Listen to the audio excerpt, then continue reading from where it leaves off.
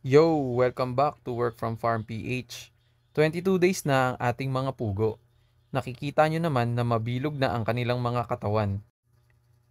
Ad libidum or unlimited pa rin kasi ang pakain namin sa kanila, kaya mabilis silang lumaki. Kaya naman pwede na silang ilipat sa kanilang mga laying cage. Ang standard o nakasanayan na paglilipat ng RTL o ready to lay ay 25 days. Kaya para guminhawa ang ating mga sisiw, ililipat na natin sila. Bandang hapon namin sila inilipat para maiwasan ang stress dahil sa mainit na panahon. Hinanda na rin namin ng iba pang mga kulungan na sasapat sa dami nila. 25 heads ang laman na nahahati sa 4 na grupo, nang sa ganon ay makakain at makainom sila ng hindi nagsisiksikan. Dahan-dahan lang din ang paglipat para maiwasan ang mga mortality.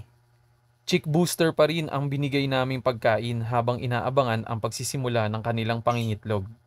Nilagyan namin ulit ng vitamins ang kanilang patubig panlaban sa stress dahil sa paglipat ng kulungan.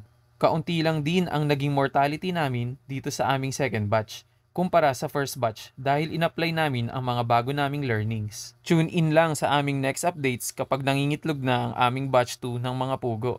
Ingat!